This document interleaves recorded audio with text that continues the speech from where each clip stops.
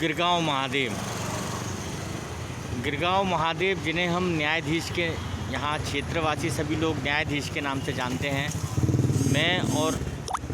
मैं छायाकार विक्रांत चतुर्वेदी, मेरे सहयोगी विनोद सिंह, हम दोनों लोग अभी यहाँ ग्वालियर से गिरगांव के लिए निकल रहे हैं और देखते हैं रास्ते में क्या क्या चीज़ें मिलती हैं, क्या महत्वता है उसकी। अभी हम खड़े हैं राम मंदिर पे, राम मंदिर ग्वालियर में। यहाँ से हम लोग निकल रहे हैं गिरगांव महादेव, एयरपोर्ट रोड स्थित गिरगांव महादेव। मिलते हैं थोड़ी देर बाद। हम गिरगांव महादेव के रास्ते पे निकल चुके हैं और कुछ ही देर में हम गिरगांव में होंगे। गिरगांव के जो महादेव है उसके बारे में सारी जानकारी हम वहीं पहुंचकर आपको देंगे। अभी हम रास्ते में, जैसा कि आप लोग देख पा रहे हैं, गिरगांव महादेव, न्यायाधीश के नाम से जाने जाने वाले गिरगांव महादेव अभी हमें ग्वालियर भिंड रोड पे। इसके बाद आगे चल के हमको एयरपोर्ट में डीडी नगर मिलेगा, डीडी नगर के बाद एयरपोर्ट मिलेगा। एयरपोर्ट ना जाते हुए एयरपोर्ट के ठीक सामने बना हुआ है गिरगांव महादेव। गिरगांव महादेव ये हम डीडी नगर चौराहे पे आ गए हैं और यहाँ से कुछ ही किलोमीटर पे गिरगांव महादेव है। आइए मिलते हैं थोड़ी देर बाद।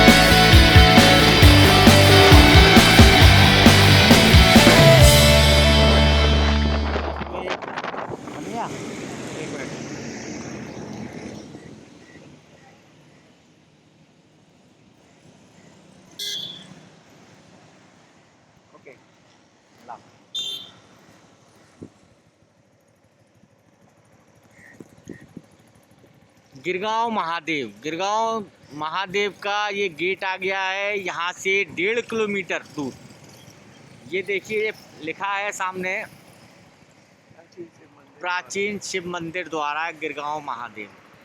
ये रास्ता है गिरगांव के महादेव जाने का और हम लोग बस कुछ ही देर में आपके सामने आप सभी को गिरगांव महादेव के दर्शन कराएंगे, जिन्हें ये पूरा गांव और इस गांव के आसपास के जितने भी रहवासी लोग हैं सभी लोग इन महादेव को न्यायाधीश के नाम से जानते हैं। कुछ लोगों से चर्चा भी करेंगे कि इनको क्या मान्यता है, कैसा क्या है, कुछ ही देर बाद।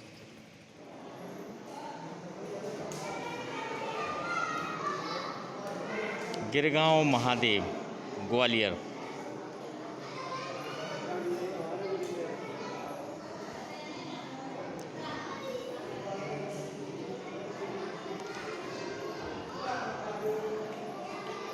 न्यायाधीश के नाम से जाने जाने वाले गिरगांव महादेव।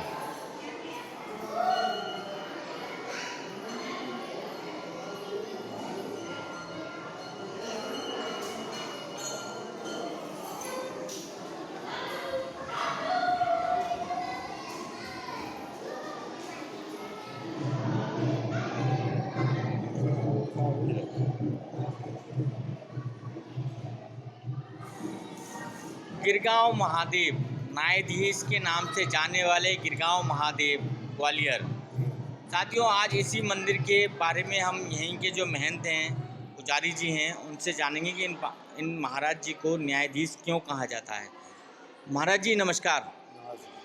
महाराज जी ये बताते हैं कि ये न्यायाधीश के नाम से जाने जाते हैं। महादेव बाबा मतलब कि न्यायाधीश मतलब क्या यहाँ आसपास के लोग उनको सभी, जैसा बताया गया है कि आसपास के क्षेत्र के जितने भी लोग हैं सब न्यायाधीश के नाम से जानते हैं। यहाँ इस गांव का कभी कोई भी केस किसी भी प्रकार का कोर्ट कचहरी में नहीं गया है, कभी नहीं गया आज तक। यहाँ आसपास लगभग इस गांव के, इस मंदिर के आसपास लगभग बाबा जी कितने गांव होंगे? पूरा ग्वालियर। कुछ और हमारे साथ में हैं साथियों, हम जानते हैं यहाँ के कुछ बंदे हैं जो आए हैं बाहर से। भाई साहब नमस्कार। भाई साहब आप कहाँ से आए हैं यहाँ दर्शन करने के लिए? हम डांग बेकरी से आए हैं, यहाँ पे रामायण कराए थे। डाक बेकरी भिंड से? बेकरी अच्छा, भिंड से। भिंड से। आप यहाँ, आपको भी किसी ने बताया होगा कि यहाँ ग्वालियर में इस तरीके का मंदिर है? आप ये हमारे ये एरिया में आप जाहिर है, यहाँ पे सब धर्म उठता है। अगर कोई धर्म झूठी खाएगा तो यहाँ तुरंत ही जवाब मिलेगा बाबा का। बाबा जी का तुरंत जवाब मिलेगा, मतलब ये हाल की हाल ही यहाँ स्पॉट, यहाँ कोर्ट कचहरी नहीं लगती। यहाँ के यही बैठे हैं सबके पालनहार।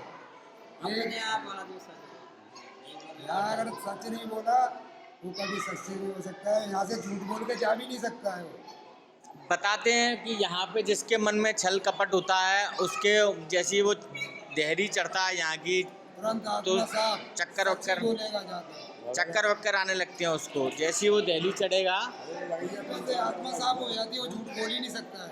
और यहाँ जो गाँव में हमें देखने को मिलती है पंचायतें, यहाँ इस गाँव में लगती है पंचायत। यहाँ की पंचायत इधर ही लगेगी, पूरे गांव की जो पूरे गाँव की यही लगेगी। और आसपास के जो भी भिंड जिले की, ग्वालियर जिले की, कहीं के मुरैना जिले तक के आते हैं तो यही पंचायत आएगी।